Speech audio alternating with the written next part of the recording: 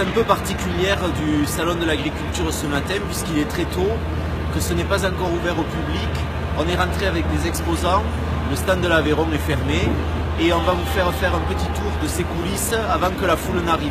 Les haltes de Vallée-Brebis-Laconne, qui sont là derrière moi, qui viennent d'être traites, et auxquelles on est en train de donner ce matin.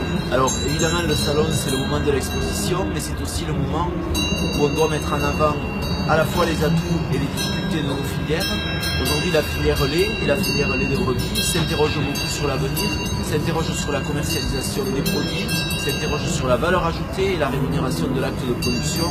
Ça a été un des sujets majeurs de préoccupation pour moi depuis mon élection à l'Assemblée nationale.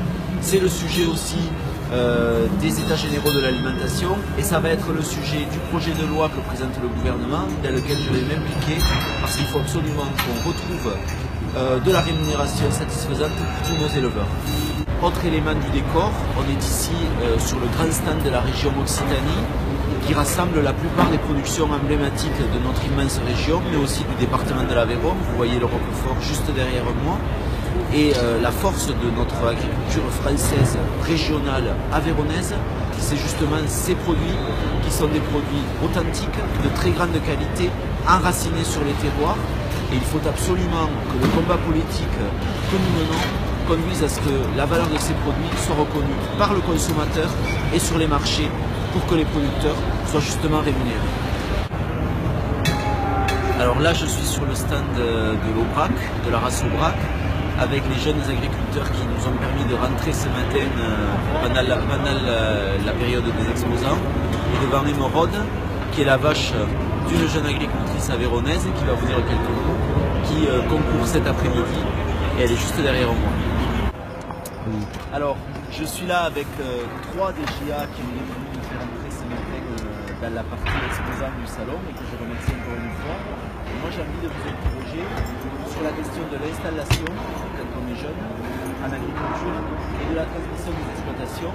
C'est un sujet, moi, en tant qu'élu, sur lequel je travaille, parce que pour vivre au milieu des agriculteurs, je mesure à quel point c'est difficile de prendre cette décision, de l'assumer dans le temps, mais aussi de gérer la partie récupération d'un outil de travail, d'un patrimoine familial, souvent foncier, qui a une grande valeur. Donc j'aimerais que vous donniez votre avis là-dessus. Aujourd'hui, c'est compliqué de reprendre l'exploitation. Après, il y a des formations qui existent. L'outil de travail qui a été vraiment ancré, il est quand même assez important. Et quand on reprend seul l'exploitation, c'est assez compliqué. Il faut pouvoir aussi se dégager du permis pour nous, parce que c'est un jeune. On est plus dans les années 50, on dit il faut savoir vivre en dehors du boulot, et c'est ça qui nous fait se dégager du temps et pouvoir prendre notre vie. Moi j'aimerais rajouter qu'avec le temps qu'on y passe et le mal qu'il se donne, on voit des associations d'élevage derrière qui sont là pour nous casser. J'aimerais bien que les élus du pays, les femmes surtout le travail effectué.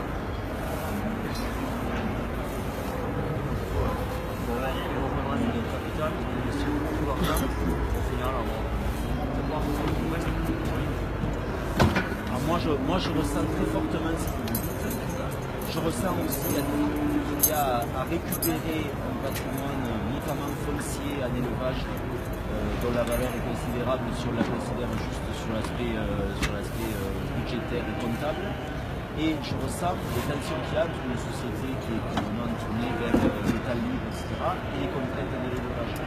Et moi j'avais fait une proposition de loi au mois d'octobre dernier, qui a été débattue à l'Assemblée nationale mais qui n'a pas été adoptée par la majorité, dont j'espère qu'aujourd'hui elle va pouvoir être reprise en partie par le gouvernement pour sa loi sur les états généraux de l'alimentation. Il y avait un volet sur la transition, et je peux vous garantir que je vais y veiller, parce que quand je vois des passionnés comme nous, ici au salon, mais tous les jours dans leur ferme, ça donne quand même envie d'y croire. Merci. Merci à vous. De la journée de l'Aveyron au parc des expos de la Porte de Versailles dans le cadre du Salon de l'Agriculture, et me voilà de retour sur le terrain, ici à Millau à la permanence. Et je veux simplement ajouter quelques mots à ces belles images qui ont été prises hier. L'agriculture arrive à l'Assemblée nationale en discussion très prochainement. Il y a beaucoup de sujets capitaux. les zones défavorisées. Il faut que les 8 communes de l'Aveyron rentrent dans la carte de nouveau, c'est impératif et je me battrai jusqu'au bout aux côtés des responsables pour ça. Les traités internationaux CETA et Mercosur auxquels je suis foncièrement opposé et qu'il faut combattre, le loup bien sûr et la prédation sur laquelle nous devons trouver des solutions, et puis cette loi agricole qui arrive, qui à mes yeux est très incomplète dans sa version actuelle. J'ai des engagements du ministre Travers qui me les a renouvelés encore hier dans les allées, de prise en compte des propositions que j'avais faites au mois d'octobre avec mes collègues de la droite et du centre, et je veux que ces engagements soient tenus. Donc à l'agenda de fin mars, début avril, l'agriculture française, notre agriculture aveyronnaise, les agriculteurs du Sud Aveyron seront au cœur de mes préoccupations.